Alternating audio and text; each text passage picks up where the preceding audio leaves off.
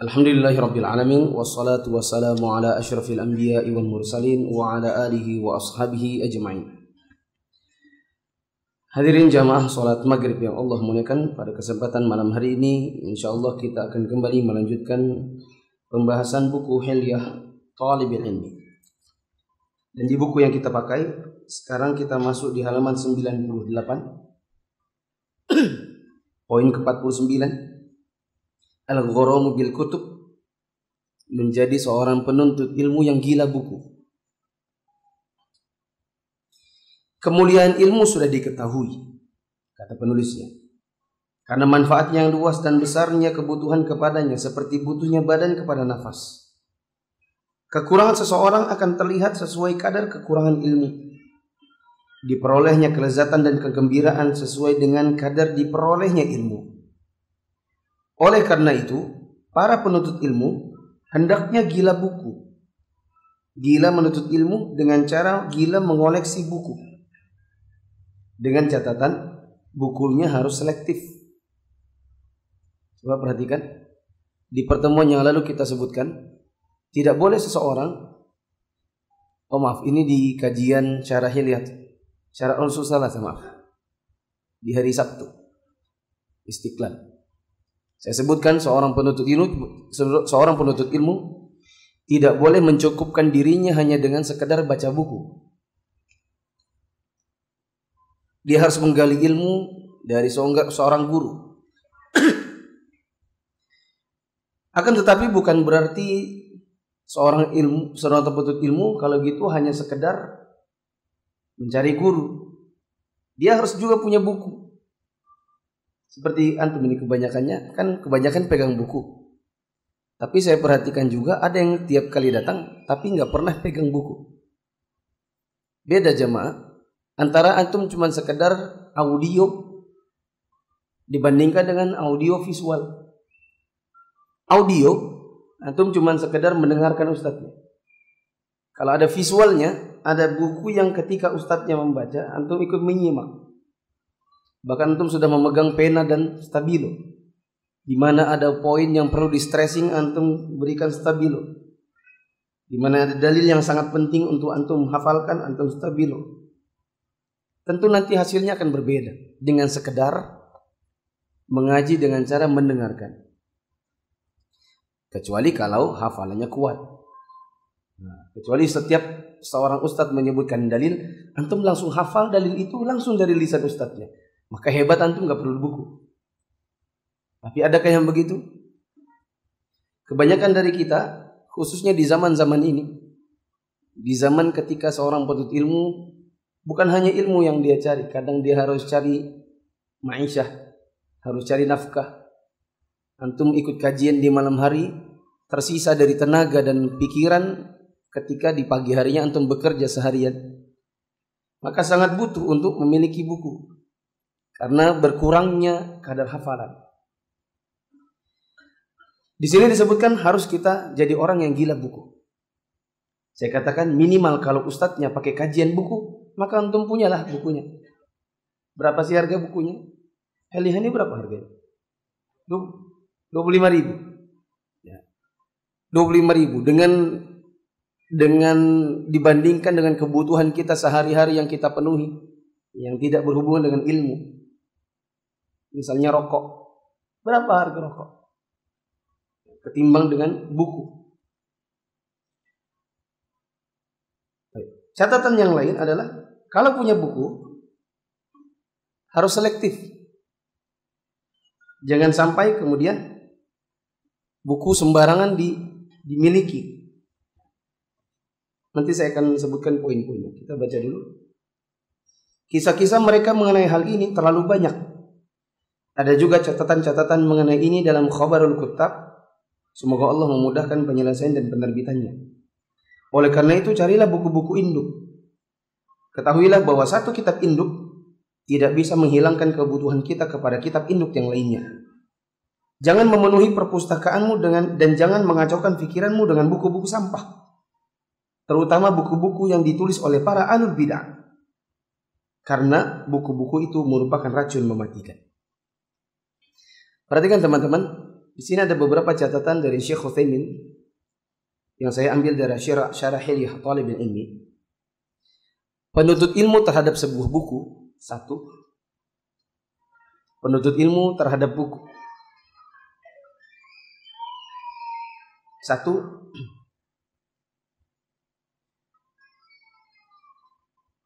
Gila buku yang bermanfaat.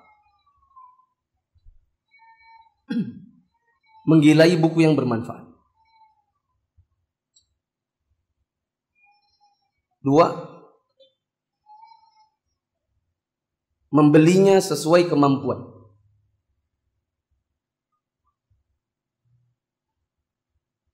Artinya jangan sampai berhutang demi beli buku. Jangan sampai berhutang demi beli buku. Oh iya, termasuk di antara utang adalah arisan. Maka buku enggak perlu sampai arisan ya. Coba perhatikan. Ada seorang sahabat yang bilang, ceritanya gini, Rasulullah SAW didatangi seorang wanita. Wanita itu melamar Nabi. Nabi melihat wanita itu terus menunduk dan menunjukkan bahwa beliau enggak kepengen. Melihat reaksinya Nabi, ada seorang sahabat yang kepengen sama wanita itu daripada kalau Nabi nggak mau ya udah sama saya gitu kan. Daripada dia nggak dimauin Nabi, saya pun juga nggak dimauin siapa-siapa.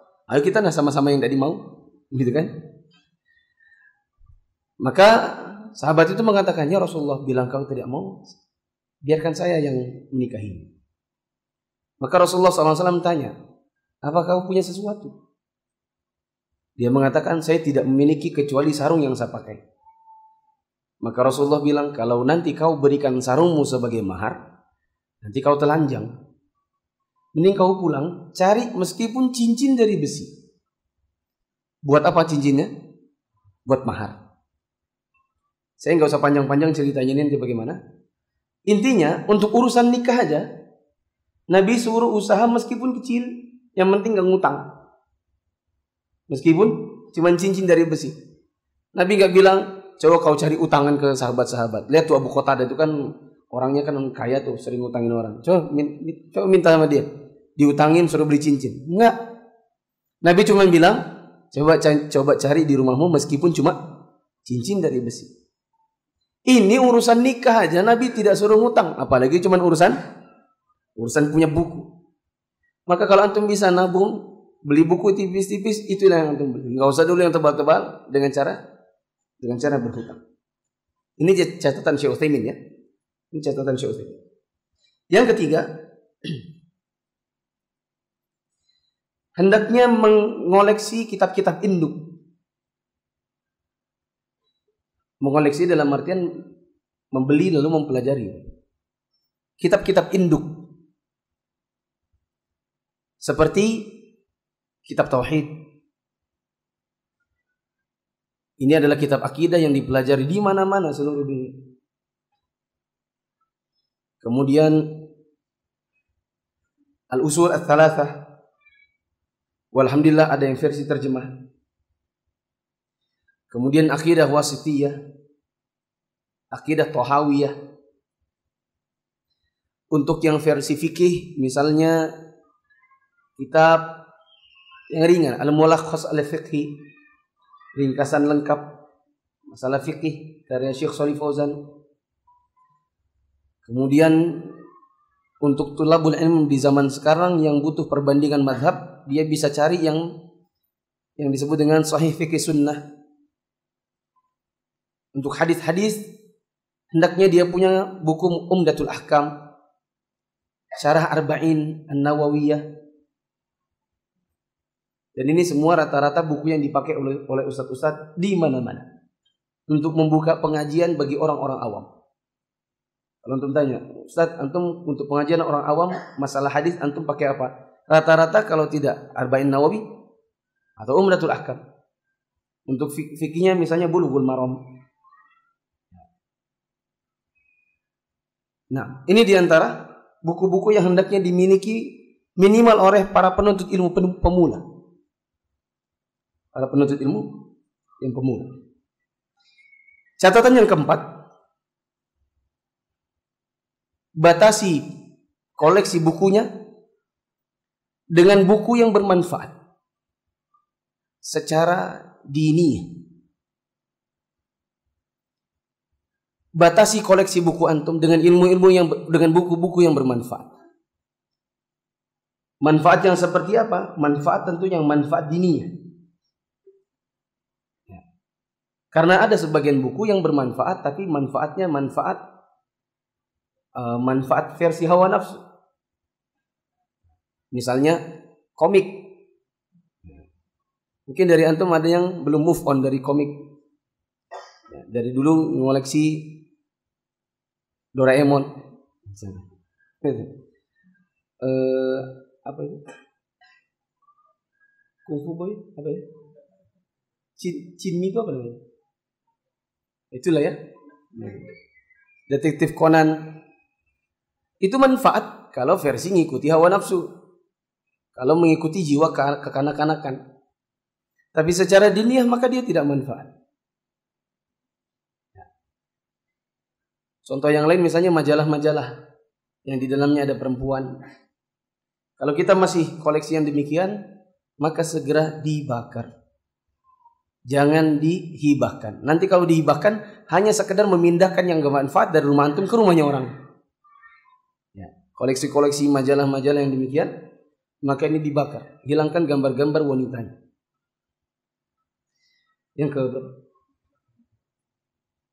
Yang kelima,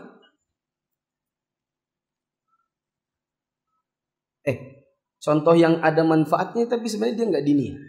Antum tahu buku sup ayam? Sup ayam? Nggak tahu? Chicken soup? Tahu? Chicken soup tahu kan? Chicken soup for the soul. Ya.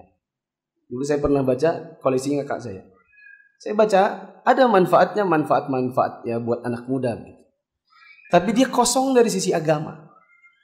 Bahkan kadang-kadang dia mengajak kita kepada kebohongan meskipun demi kebaikan. Suatu hari saya ceritain aja nih, nggak tahu kakak saya ada nggak. Suatu hari kami berada di stasiun di kota Bandung. Stasiun di kota Bandung. Ada pengemis tua, kasihan kan. Pengemis tua kasihan. Kakak saya datangi dia, terus dia keluarin duitnya dia sendiri, dia jatuhkan di sebelahnya Pak pengemis tua itu, dijatuhkannya. Terus dia ambil, terus bilang, Pak, uangnya jatuh. Terus pengemis tua itu, oh iya, makasih. Jadi masukannya. Terus saya tanya, loh, kok kayak gitu? Dia bilang, iya, aku terinspirasi dari Chicken Soup for the Soul. Saya bilang, salah itu. Itu ngajarin orang bohong. Ya atau tidak? Pak, ini uangnya jatuh. Uangnya siapa? Uang kita. Ya atau tidak? Kasih ke dia bilang, oh iya, terima kasih uang saya. Ya, inspirasinya dari mana? Chicken Soup. Yang ini buku-buku terjemahan dari buku-buku orang kafir. Mungkin versi kita dengan keawaman kita bilang ini masya Allah baik kali kan. Tidak, itu jelek sebenarnya. Itu ngajarin orang dusta, mengakui yang bukan hak miliknya. Yang seperti ini kalau kita tidak selektif dalam memilih buku, kita akan praktekkan yang demikian. Yang tidak ada unsur syar'inya. Mungkin dia manfaat versi anak muda, versi orang awam. Tapi untuk orang yang sudah belajar agama, makanya kita belajar di hilyah atau alibi ilmi, perhiasan penuntut ilmu bukan perhiasan orang awam. Seorang penuntut ilmu dia mengoleksi buku-buku yang tidak yang seperti itu. Ya. Kalau antum masih punya buku-buku yang seperti itu, saya katakan dibakar. Bukan dihibahkan ke orang lain. Kecuali kalau antum gunting-gunting, lalu kemudian antum kiloin, antum kasih orang. Ya, dijual kiloan. Tapi dengan catatan sudah dihancurkan, dibakar, dirobek-robek. Khawatirnya orang mempraktekkan yang demikian. Termasuk juga misalnya antum punya koleksi Harry Potter. Koleksi Harry Potter ini banyak isinya sihir. Maka buang dia dari rumah antum. Itu mengoleksi ilmu sihir meskipun versi fiktifnya. Dan sihir memang yang ada di situ memang versi fiktif. Maka dibuang, dibakar. Tapi jangan dikasih ke orang. Ustaz, saya tobat dari yang gini. Ya udah, saya kasih orang. Jangan antum hanya sekedar memindahkan dari rumah antum ke rumahnya orang. Yang kelima, ini yang paling penting, selektif dari buku-buku yang dikarang oleh orang-orang yang memiliki pemikiran menyimpang, yang pemikirannya tidak sejalan dengan akidah Ahlussunnah wal Jamaah.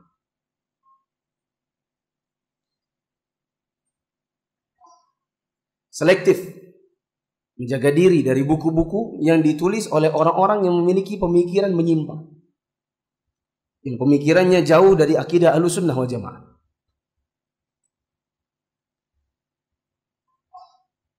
Lihat teman-teman, sudah belum? Kalau Harry Potter, tak jamin tak akan ada orang mengatakan ini Masya Allah bagus mengantarkan surga, nggak akan. Iya, karena kita tahu dia antara buku agama dan buku itu hitam putih. Ya. Hitam putihnya kelihatan. Oh, yang buku agama itu yang ini bukan buku agama, hitam putih. Chicken Soup pun sama.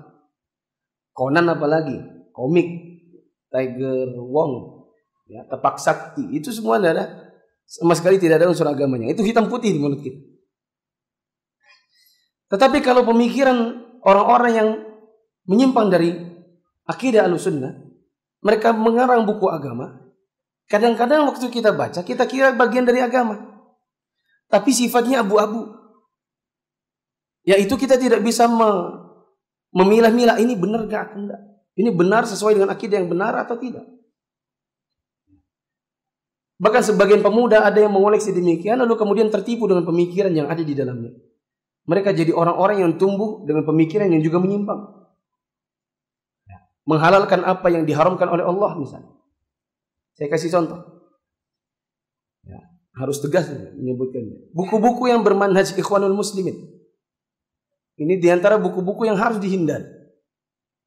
Karena buku ini sangat menyimpangkan, khususnya pemuda-pemuda. Dibawa orang untuk berpikir dengan darah muda. Lalu berpikir tidak sesuai dengan akidah Ahlussunnah wal Jamaah. Tetapi orang tidak mengira bahwa ini menyimpang. Orang menganggap ini buku agama. Di dalamnya ada banyak ayat, ada banyak hadis. Ya. Contoh misalnya buku-bukunya Said Qutb. Ini diantara buku-buku yang harus dihindari. Mengajak pemuda untuk membakar jiwa mudanya, untuk kemudian mengadakan menurut mereka pergerakan-pergerakan untuk bisa mengubah dunia tanpa melihat dirinya terlebih dahulu. Buku-buku siapa tadi? Said Qutb. Ini sering diajarkan di Liko-Liko Ikhwanul Muslimin. Para ulama kita mengatakan seperti Syekh Utsaimin di dalam kitab ini mentahdir buku-bukunya Said Qutb. Ini di dalamnya banyak pemikiran-pemikiran menyimpang. Buku-bukunya Said Hawa. Ini juga punya pemikiran Ikhwanul Muslimin. Tidak kalah penting untuk disebutkan buku-bukunya Dr. Yusuf Qaradawi. Yang menurut sebagian orang di zaman ini, ya ini adalah ulama besar dunia. Tapi di dalam sebagian bukunya banyak pemikiran-pemikiran yang tidak sejalan dengan akidah Ahlussunnah. Menghalalkan yang diharamkan oleh Allah. Misalnya di buku Halal Haram, di dalamnya menghalalkan musik. Ya. Menetapkan sesuatu yang tidak pernah ditetapkan oleh Rasulullah. Seperti misalnya zakat profesi.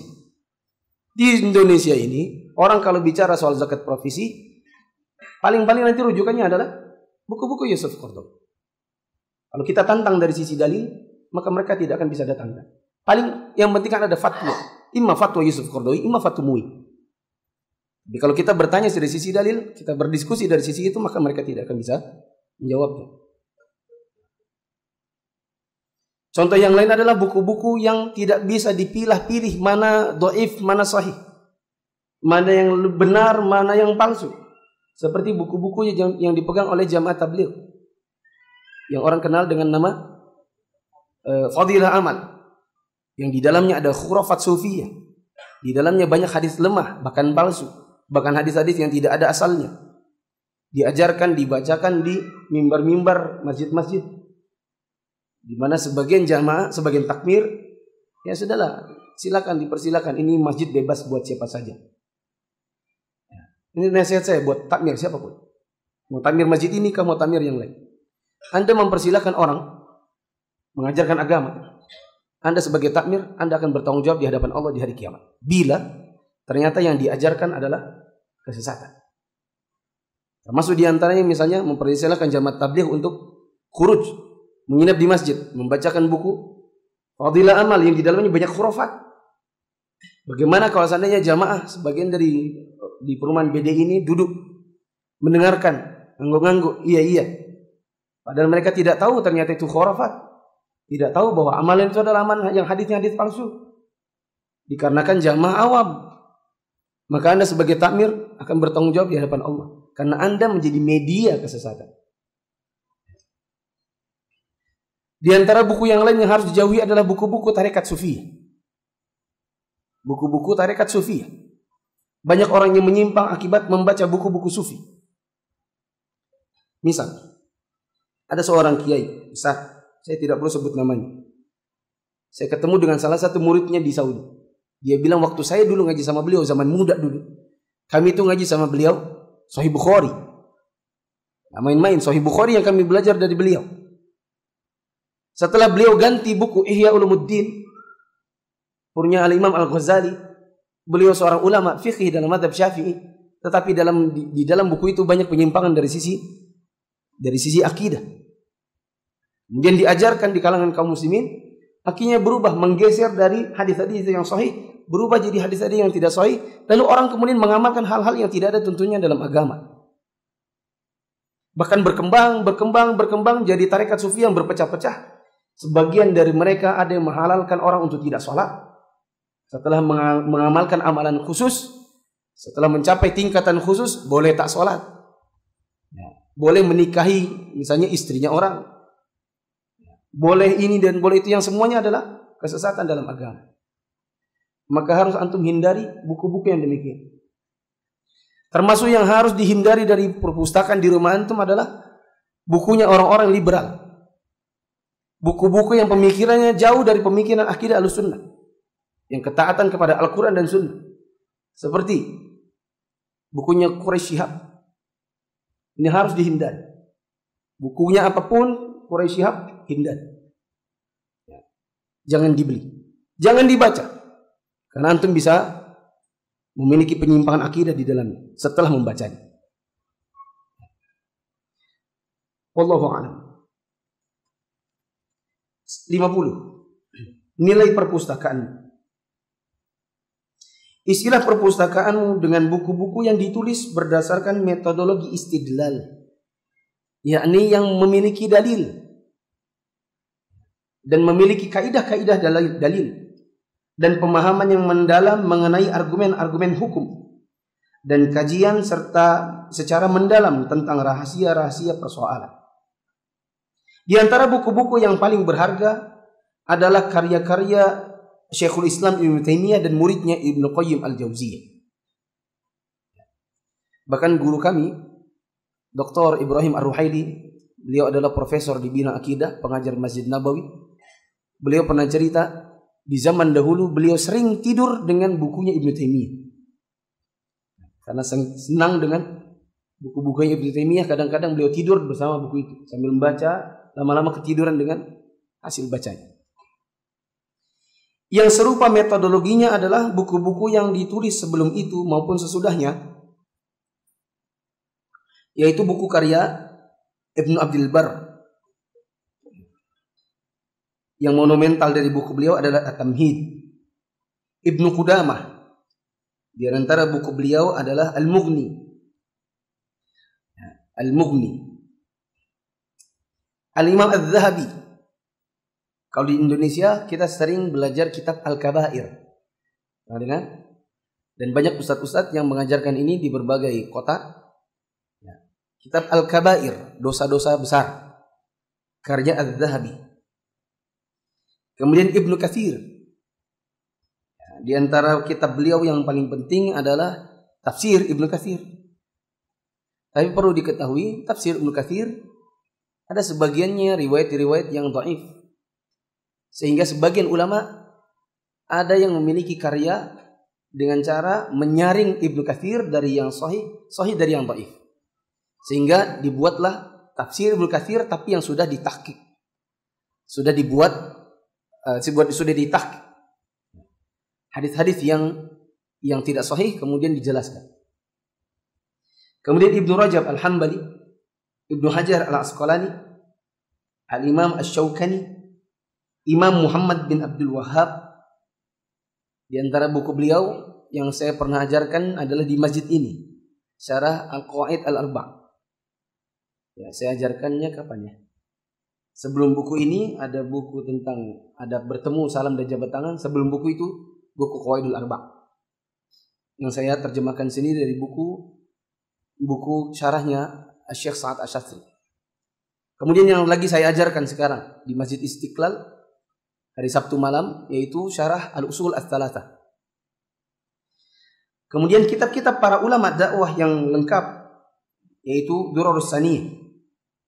Kitabnya Al-Allamah As-Sun'ani, terutama buku beliau Subulus Salam. Kemudian buku-buku Syekh Siddiq Hasan Khan. Kemudian Syekh Muhammad Amin Asy-Shinqiti, khususnya buku beliau yang judulnya Adwa'ul Bayan. Di kitab aslinya ada yang terluput dari, ini kan 1 sampai 12 ya. Ada nomor 3 yang harusnya diletakkan di nomor 3 tapi terlewat, yaitu bukunya Imam Nawawi. Dan ini harusnya jangan sampai terlewat. Hendaknya antum memiliki buku-buku Imam An-Nawawi. Seperti Riyadhus Shalihin. Bahkan saya katakan mau masjid NU, mau masjid MU, mau masjid Al-Irsyad, mau masjid mana-mana, buku Riyadhus Shalihin itu ada di mana-mana. Kemudian buku beliau yang pernah saya ajarkan dulu sampai tamat di Balikpapan Regensi. Buku beliau At-Tibyan fi Adabi Hamalatil Quran. Buku yang standar dipelajari di mana-mana. Buku hadis Arba'in. Ini juga milik Al-Imam An-Nawawi. Saya tambahkan nomor 14. Buku-bukunya Syekh Utsaimin yang mana aja? Semua bukunya Syekh Utsaimin.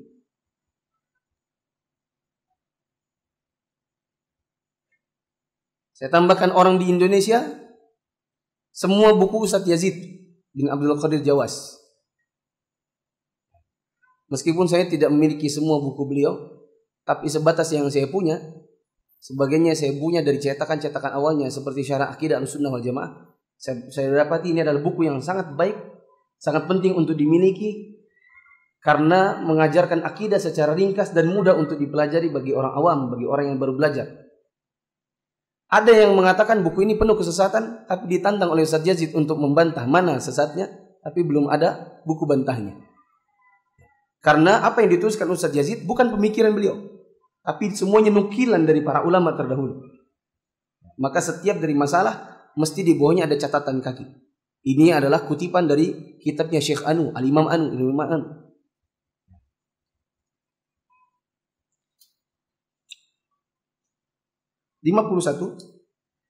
Perlakuan terhadap buku.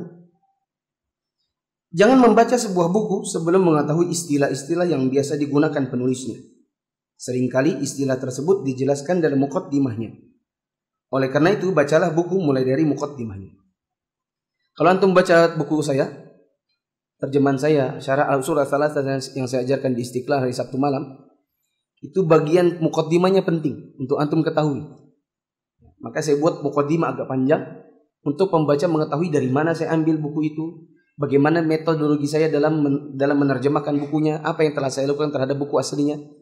Ini penting untuk dibaca, muqaddimah. Sebagian orang ada yang kalau baca buku mesti dari belakang. Ya, dia baca dari belakang. Khususnya buku cerita. Buku cerita itu dia pengen baca belakang supaya langsung tahu kesimpulannya. Gitu kan? Itu enggak? Maka yang benar adalah baca dari muqaddimahnya, karena yang namanya pengantar itu mengantarkan kita sebagai pembaca untuk tahu apa kira-kira isi dan metodologi dalam membacanya. Kemudian juga di halaman 52, halaman 100, poin 52. Jika engkau memperoleh sebuah buku, jangan langsung masukkan ke dalam perpustakaanmu kecuali setelah membacanya sekilas. Baca bagian muqaddimahnya, daftar isinya, dan beberapa tema di dalamnya. Adapun jika engkau langsung memasukkannya ke dalam perpustakaan sesuai dengan kategorinya, bisa jadi bisa jadi waktu berlalu dan umur sudah lewat, tapi engkau belum pernah melihatnya. Tips ini terbukti bermanfaat. Terakhir 53, seorang penuntut ilmu hendaknya waktu mencatat tulisannya yang jelas. Jangan acak-adul. Ya. Kecuali antum menulis dengan tidak jelas, untuk nanti sampai di rumah antum menyalin kembali. Kalau nyalin kembali tidak masalah. Tapi kalau acak amburadul di dalam bukunya, nanti antum sendiri malas membacanya. Bahkan antum ditanya teman antum apa bacaannya, antum bilang nggak tahu. Ada tulisan sendiri. Kalau tulisan sendiri tidak bisa dibaca, gimana baca tulisan orang? Hilangkan ketidakjelasan tulisan dengan cara berikut ini. 1. Menulis dengan tulisan yang jelas, yang rapi. Makanya di antara tekniknya adalah pinjam. Di antara supaya jelas adalah ini, pakai post-it. Jadi di bagian mana poin itu berada, antum tulis di sini, antum ambil 1 lembar, tempel di situ. Nah, dulu saya tidak pernah terpikir dengan post-it. Saya cari kertas-kertas kertas fotokopian, kertas apa yang cuma 1 lembar, belakangnya itu jelek. Saya tulis di situ, saya gunting, saya selotip, saya tempel pakai selotip. Sekarang baru teringat, ngapain dulu capek-capek pakai selotip ya? Mendingan pakai post-it. Cuman tantangannya post-it ini ada lemnya. Kadang bolpen kita mati gara-gara nulis di atas lemnya. Maka tulis dengan tulisan yang jelas. Kedua, tulis berdasarkan kaidah penulisan. Bila antum tulisnya tulis Arab, maka tulislah dengan kaidah rasm dan imla yang benar. Dan harus banyak-banyak nulis Arab. Saya katakan tak akan pernah antum jadi seorang ustadz bila antum tak pernah nulis Arab. Ya, tidak akan pernah jadi seorang ustadz tanpa pernah menulis Arab. Saya katakan kenapa demikian? Karena antum tidak akan pernah bisa bahasa Inggris kalau antum tidak pernah nulis kata-kata dalam bahasa Inggris. Ya, ada sebagian orang yang mengatakan how are you bla bla bla, dia fasih belajar ngomong bahasa Inggris lancar. Tapi kalau disuruh nulis, nggak ngerti cara nulisnya, dia nggak akan pernah bisa jadi guru bahasa Inggris. Itu tidak. Nah, seorang ustadz itu bekalnya bahasa apa? Bahasa Arab. Nggak akan pernah jadi ustadz kalau dia tidak pernah nulis Arab. Gimana nulis Arab? Nggak mau jadi ustadz. Ya. Nulisnya nggak pernah, nggak terlatih. Nanti ketika menjelaskan, ustadz tolong tuliskan Bismillahirrahmanirrahim aja nggak bisa. Sebagian dari antum itu, afwan ya, kalau ngirim pesan entah di grup, entah japri ke saya, assalamualaikum ya mesti alif langsung sin. Padahal harusnya setelah alif apa dulu? Lam dulu. Itu salam ya kan? Warahmatullah, taknya itu tak marbutoh. Warahmatu belakangnya tak marbutoh gini. Nah, titik 2. Ada yang pakai tak terbuka. Wabarakatuh, tuh pakai tuh. Padahal belakangnya harusnya ada ha. Kalau ini tidak terlatih, maka nggak akan pernah jadi seorang dai. Sebagian dari kita, masya Allah, bisa, bagus. Soalnya sudah ambil dari template, ya, tinggal pencet yang historinya kan, pencet dulu alif untuk nulis assalamualaikum, pencet alif, setelah itu cuma ketik tek tek tek tek, pencet yang sudah ada. Jadi nggak terlatih menulis Arab. Itu enggak. Banyak tulisan mengenai tema ini, diantaranya Kitabul Imla, Husain Wali, Qadir Imla, dan lain-lain. Antum tahu imla? Imla itu artinya diejakan. Waktu kita mondok dulu, diantara pelajaran yang penting adalah, tapi hanya ada di ujian. Jadi nggak pernah ada pelajaran sepanjang jauh itu baru ada nanti ujiannya toh. Ya, itu namanya imla, yaitu dieja terus kita suruh nulis Arabnya. Saya diijakan. Kutiba alaikumusiyam. Harus nulis. Gimana caranya? Merangkai katanya dengan bahasa Arab. Ingat-ingat saya belum pernah dari misalnya 100 soal salah 2 belum pernah. Salah 10. Belum pernah salah 2, mesti salah 1. Paling banter. Apa nih? Imla. Kemudian memperjelas mana huruf dan titik, yang dititik maupun tidak dititik. Karena teman-teman lihat, kalau antum menulis pakai perahu, terus titiknya di bawah itu apa? Ba. Kalau titiknya di atas satu, kok na? Nun. Oh titiknya dua, ta. Oh titiknya tiga, ta. Membuat seperti ini terus ada perutnya, tapi nggak ada titiknya, itu namanya apa? Ha. Kalau di tengah di perutnya ada pusarnya apa? Jim. Kalau titiknya ada di atas kepalanya, kho. Nah salah titik, salah baca. Masih ingat ceritanya siapa ya? Tuma al-Hakim. Masih ingat? Masih ingat nggak? Al-Habbatu Sauda apa? Syifa'un likulli da'. Habbatu sauda, jintan hitam adalah obat bagi semua penyakit. Ya, al-habbatu sauda kena titik dua sehingga dibacanya apa? Al-hayyatu sauda yang maknanya adalah ular hitam. Jadi dia kalau ngasih resep mau obat semua penyakit dia kasih apa? Ular hitam. Padahal kelebihan titik harusnya apa? Habbatu sauda, jintan hitam. Salah titik sudah salah. Kemudian memberi syakal itu artinya harokat, fathah, dhammah, kasrah, fatatain, dhammatain, kasratain. Mana yang perlu diberikan harokat, menuliskan penomoran ayat maupun hadis. Ini diantara yang hendaknya dilakukan seorang penuntut ilmu. Saya ringkas, penuntut ilmu itu harus gila buku. Tapi sekalipun gila buku, jangan sampai ngutang. Jaga diri dari buku-buku yang kurang manfaat, meskipun mungkin ada manfaat duniawiyah. Kemudian apa tadi?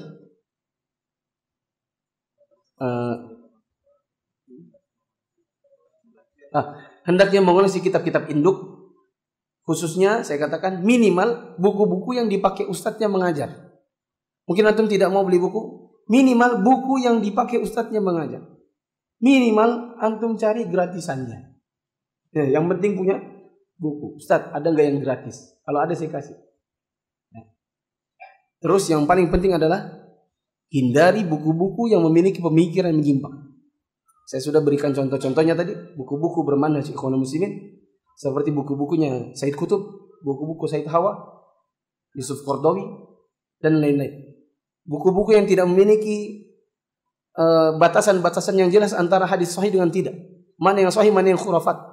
Seperti buku-bukunya Jamaah Tabligh, diantaranya adalah Fadilah Amal. Terus buku-buku Sufi yang khawatirnya akan memalingkan antum dari akidah Ahlussunnah wal Jamaah, seperti Ihya Ulumuddin. Meskipun penulisnya sebenarnya beliau adalah seorang imam fikih, Imam Al-Ghazali. Tapi para ulama Ahlussunnah di zaman ini mengatakan hati-hati dengan buku tersebut, khususnya bila dibaca oleh orang awam. Khawatir mengamalkan apa yang tidak pernah dituntunkan Rasulullah SAW. Bahkan bila diajarkan di tarekat sufi itu bisa membuat ajaran-ajaran baru, bahkan seperti meninggalkan sholat dan lain-lain. Kemudian hendaknya punya buku-buku yang metodologinya jelas, punya dalil, dan batasi dengan buku-buku ulama yang sudah jelas, buku ulama yang mumpuni seperti An-Nawawi, Ibnu Katsir, Ibnu Hajar, kemudian tadi Syekh Utsaimin, dan lain-lain, termasuk dai-dai yang ada di zaman sekarang seperti Ustadz Yazid yang koleksinya begitu banyak. Dan kalau ada yang ingin mencoba mencari kesesatan, silakan saja. Ya. Dan sudah ditantang oleh penulisnya, bila Anda mengatakan ini adalah akidah salaf, akidah menyimpang, letaknya di mana, tolong tunjukkan. Nanti kita akan koreksi bila ada. Kita tobat kalau perlu. Tetapi sampai sekarang belum pernah ada yang berani bisa mendatangkan bantahan. Kemudian itulah ya. Yang tadi sudah jelas insyaallah. Wallahu a'lam bishawab.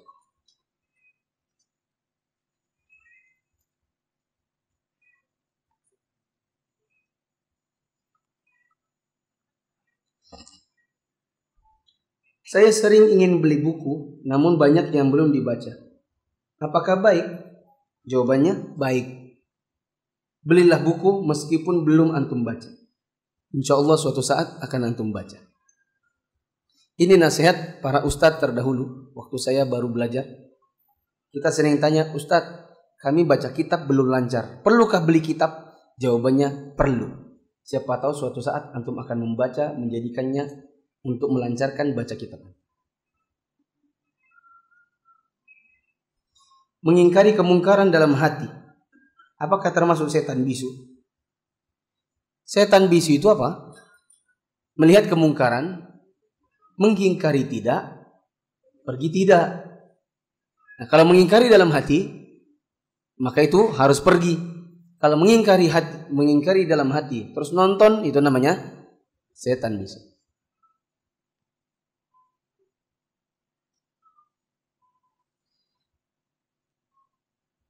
Semoga yang masih bujang dimudahkan bertemu dengan jodohnya. Amin.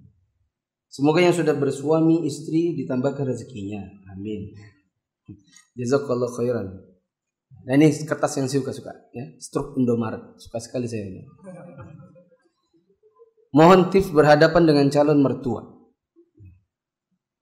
Kayaknya sudah pernah ya. Tips berhadapan calon mertua adalah siapkan jawaban dari pertanyaan-pertanyaan yang mungkin dia lontarkan.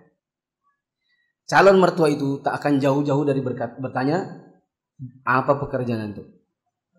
Itu sudah. Ya? Apa pekerjaan antum? Kalau sudah nikah tinggal di mana? Kalau nanti sudah nikah makan dari mana? Itu diantara pertanyaan inti. Maka siapkan dengan baik. Jangan sampai niscaya dia tidak akan memberikan anak-anaknya pada antum. Kalau antum ditanyain hal-hal yang prinsipil, tapi antum tidak bisa jawab. Yang kedua, tampillah yang baik. Ya. Pakai baju koko, itu jenggot disisir, dirapikan. Rambut antum jangan melebar-lebar. Apalagi rambut antum yang tipikannya lurus, tajam-tajam. Melebar kuping, itu ngeri ngelihatnya. Ya. Kalau kumis sudah panjang-panjang, gunting, dirapikan. Jangan lupa bulu hidung. Ya. Kalau ngomong sama calon mertua, twing keluar. Mertuanya, jadi kali ngeliatnya. Ya. Cari jam-jam yang pas. Jangan panas-panas. Nanti antum datang keringatan. Kalau keringatan dia risih ngeliatnya. Pokoknya serapi mungkin. Pakai pons sebelum berangkat. Ya. Peci yang bagus. Peci putih yang bagus. Jangan yang ada temanannya di sini. Ya. Kalau antum udah pakai peci, maka sisir rambutnya yang bagus. Ya. Pokoknya penampilan pertama harus mengesankan. Ya. Itu ciri-ciri, itu cara tips ketemu calon mertua. Saya dulu ketemu calon mertua saya langsung terima. Ya. Oh ini anaknya, iya. Ayo pergi. Langsung kemana? Iya soalnya sudah mau menuju pelaminan ya. Saya ingin segera mencari suami lewat prosesi ta'aruf. Namun ibu dan ayah saya menolak untuk menjalani ta'aruf. Kata beliau harus mengenal lebih dalam dulu agar tidak menyesal. Dengan kata lain harus pacaran. Bagaimana sikap anak? Tidak boleh antum pacaran. Karena pacaran itu tidak menjamin. Nanti kalau orang tua antum bilang, tapi kan nak, kalau kamu udah pacaran, kamu nggak kenal dia. Bilang sama orang tua antum, saya nggak kenal dia, tapi begitu banyak testimoni dari orang-orang soleh yang mempraktisikan bahwa dia adalah seorang high quality jomblo. Gitu. Misalnya, ini yang rekomendasi Ustadz loh, Mak. Ustadz itu dia bilang, ini teman kecil saya. Dari kecil saya kenal, orangnya baik, tidak pecicilan, ya. Dan baik hati, suka menolong orang, gemar menabung. Nah, saya rekomendasi. Atau kalau ada ikhwan yang datang kepada saya senantiasa minta minimal 5 rekomendasi temannya. Antum minta testimoni dari minimal 5 orang teman antum. Karena kalau antum baik, insya Allah orang-orang mau memberikan testimoni tentang antum. Tapi kalau antum punya akhlak tidak baik, insya Allah orang nggak akan mau. Bilang sama ibunya. Nah, ini recommended ini Mak. Dari ustadz-ustadz nih, dari teman-teman yang soleh. Iya nah, tapi kan kamu kayak beli kucing dalam karung nanti. Bilang beli kucing jangan dalam karung, tapi dalam kandang. Ya tidak? Dalam karung memang nggak kelihatan, tapi dalam kandang tak tersentuh, tapi tetap kelihatan. Iya kan? Yes. Ustadz, orang yang Allah kehendaki baik akan dipahamkan agamanya. Tapi gimana dengan orang yang paham agama, tapi kadang bermaksiat kepada Allah? Itu namanya dia belum betul-betul paham agama.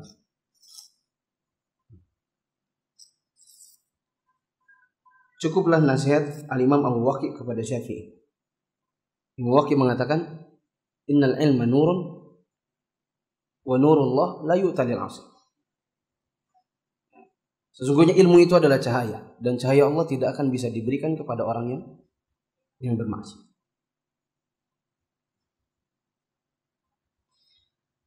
Bagaimana sikap kita terhadap sahabat yang kerap mempromosikan kekurangan orang lain?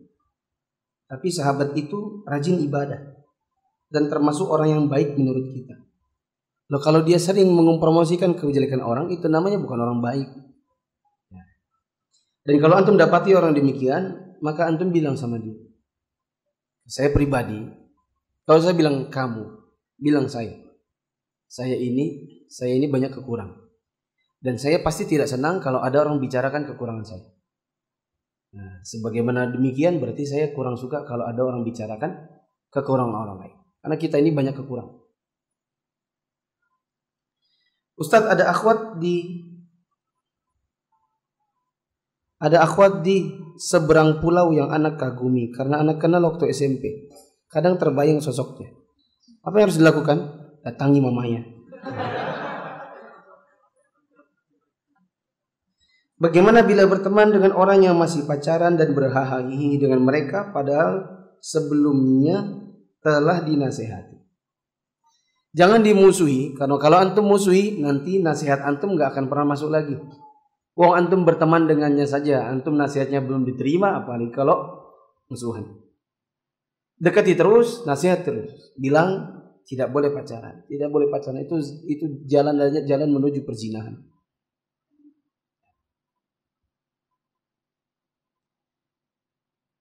Beri nasihat kepada kami yang suka debat di media sosial padahal belum belajar. Jangan debat. Apa yang mau diperdebatkan? Sudah sejago apa? Dan saya katakan sekian banyak perdebatan di media sosial hanya buang waktu.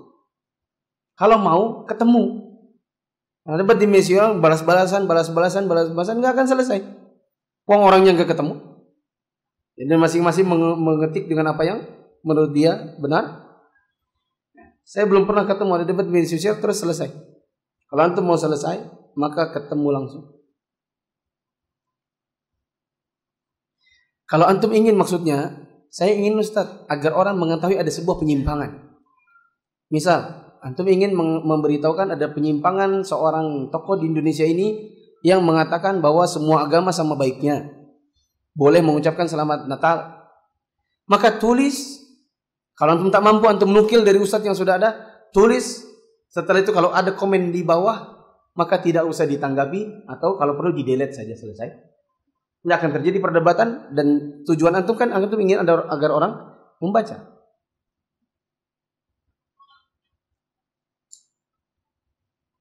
Pada saat wudu, tiba-tiba azan dikumandangkan. Jadi ana barengan wudu dengan azan. Sebaiknya wudu dulu, wudu dan membalas azan, atau fokus wudu saja. Kalau kira-kira waktunya masih panjang, maka antum bisa menunda dulu wudunya sambil menjawab azan. Atau bisa juga antum berwudu sambil menjawab azan. Yang penting azannya dijawab, karena menjawab azan hukumnya sunnah. Dan tidak mengapa seseorang menjawab azan sambil berwudu.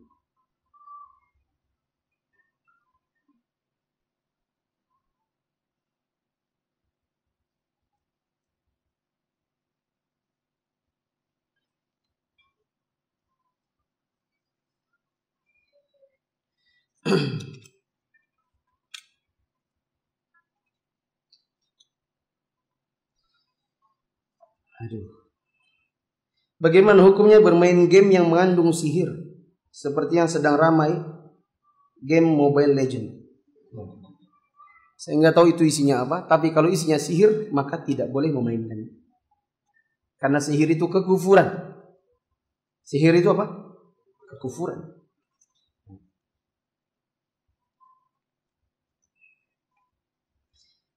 Nih, saya akhirnya bacakan juga yang pakai kertas footmark. Ini nanya sebesar ini. Coba pakai spidolnya footmark kayaknya. Ini kan harusnya diskon 50% kan tulisannya. Bolehkah kita ruqyah, Ustadz? Apa hukumnya ruqyah? Ruqyah kalau syar'iyah boleh. Ruqyah kalau syirkiyah dan bid'iyah maka haram. Ruqyah syar'iyah itu memenuhi beberapa syarat. Ruqyah yang diperbolehkan, satu, bacaannya harus bacaan-bacaan yang datang dari Al-Quran atau dari hadis-hadis Nabi SAW yang berupa doa. Dari sisi bacaan. Boleh juga yang doa yang berbahasa Indonesia, akan tetapi lebih utama berbahasa Arab. Tidak boleh dengan menggunakan bahasa yang tidak bisa dipahami. Seperti bahasa-bahasa abrakadabra, simsalabim atau yang semacamnya. Ini bukan ruqyah yang syar'i. Yang kedua adalah yang memenuhi syarat pada peruqyahnya.